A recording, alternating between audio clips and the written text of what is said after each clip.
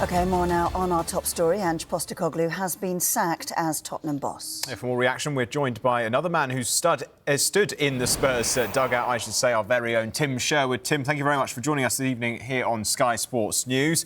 Big news this evening then. What's your reaction to it? I'm not surprised, to be perfectly honest. It doesn't mean to say I agree with the decision. I just felt that having lost 22 games in the Premier League and finished in a position where Tottenham did, I thought that it wouldn't have sat well with the hierarchy there, even though they went on and won a major European competition and qualified for the Champions League in the meantime.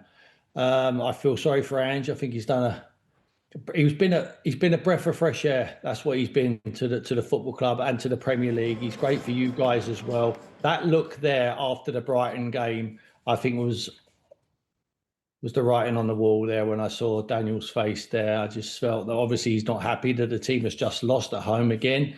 But let's have it right. Ange Postecoglou had his eye on one prize, and he's give the Tottenham fans and the Tottenham players and himself one of the greatest days of the history of the football club. And you can never take that away from him. And he will walk with his head held very, very high. And he will go and get another job somewhere else, and he will lift more trophies in the future. I'm sure of that. The fact is, Tim, he won a trophy, which Spurs fans in the club had been waiting for a very long time.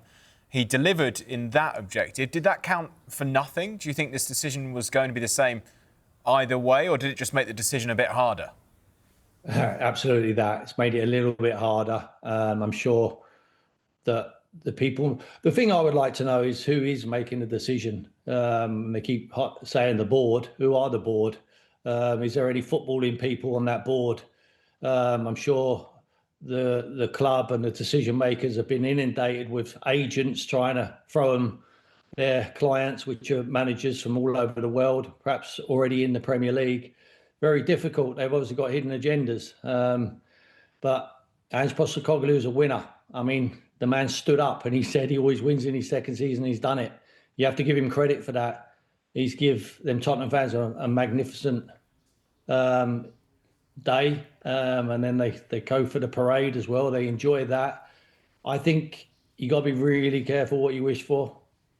Now, obviously, the decision makers at Tottenham want them to be fighting on all fronts. Ange Postecoglou made a decision. I think just after January, I would suggest that this squad of players wasn't able to fight on all fronts, and he would have to really isolate which tournament he felt he could win. And that was, on paper, the easiest one. He's not going to win the Premier League. Of course he's not. FA Cup is available to him. Carabao Cup is probably the easiest one. But when, at the beginning of the season, you look at the Europa League, they're favourites to win it, along with Manchester United. And it turns out the two of them play each other in the final. And he's achieved something what a lot of other managers have tried previously and failed to do with a lot better squad of players as well. So I've got a lot of admiration for him. I think, like I say, he can be proud of the job he's done at Tottenham. Yes, obviously the league form wasn't good enough. And I think that's where it's let it down. But I would worry for the Tottenham fans, because the new man going in there, what is the objective? You know, the objective is not to win trophies, obviously, because Ange has delivered that. The objective is to be more competitive in the Premier League, which is the bread and butter, where people pay for their season tickets and they go and watch him week in, week out. Well, that seems to be the objective of the board. You need to be quite clear when you're going in there, whoever it may be.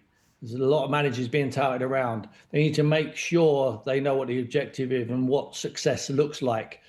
Because if Ange would have said at the beginning of this season, I'll tell you what I'll do, I'll deliver you the Europa League trophy and we'll qualify for the Champions League, but I would also finish in 17th place in the Premier League, and the chairman or whoever makes the decisions would say, oh no, you're going to get sacked on that basis. I'm sure he wouldn't change his way. I'm sure he would continue doing exactly what he's done this season. Yeah, and it's a really good point about the Champions League next season as well for whoever comes in and has to deal with that and the expectations that come with Champions League football. Tim, it's really interesting to speak to you in particular tonight because obviously you've been in this situation with the club. Just wondering how you think Ange Postecoglou will be feeling this evening. I think he'd be disappointed, but I think he would have expected it, half expected it, because obviously they've not just, however disgruntled the decision makers would have been, I don't think it would have been a surprise to him. I don't think all of a sudden today he's realised that it wasn't good enough. I think they would have been telling him all along the way. But obviously, Ange made a very, very brave decision. And when he looks back, and when them players look back, it was the correct decision because when you're a footballer and you're a football manager, all you want to do is win trophies. And that's what he's managed to do at the club. So it's a fine balancing act. He made a decision that group of players we're looking at now are not good enough to fight on all fronts, but they certainly were good enough to win a trophy, which he identified, and they managed to get over the line, and they've done it. And you can never take it away from that group of players or that manager there in the shot.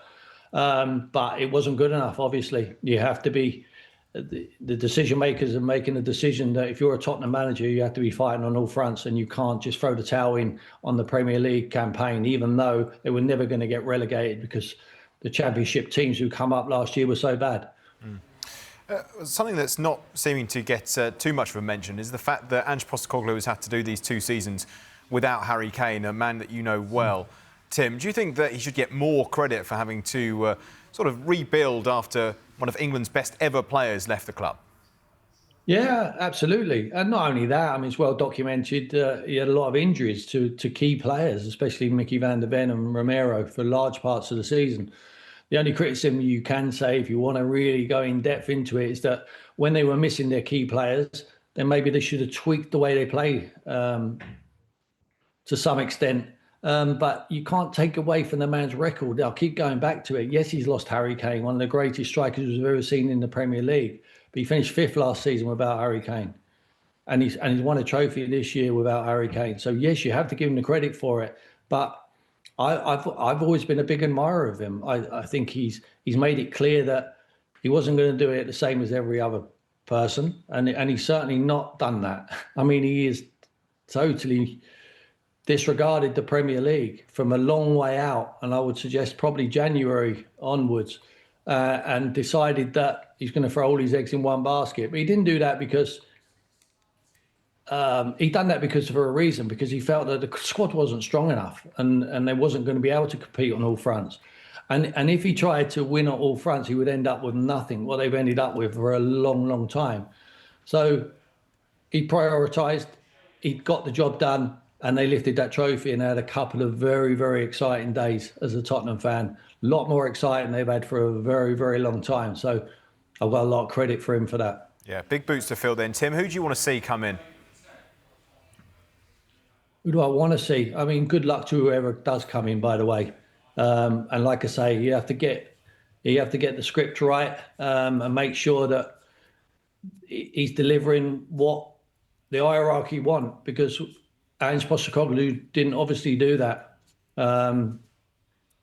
What he's achieved, which, like I say, a lot of other managers haven't, wasn't good enough in their eyes. Good enough for a lot of fans. Certainly a group of players, because they've achieved and they've got medals in their pockets. Now, this man, whoever it is, I'm sure it'll be someone who's already in the Premier League. I could see 3 men, Marco Silva, Thomas Frank, who I think is a front runner, and Oriola at Bournemouth, all good managers in their own rights, but with respect to them, they're at smaller clubs than Tottenham, less demanding clubs than Tottenham.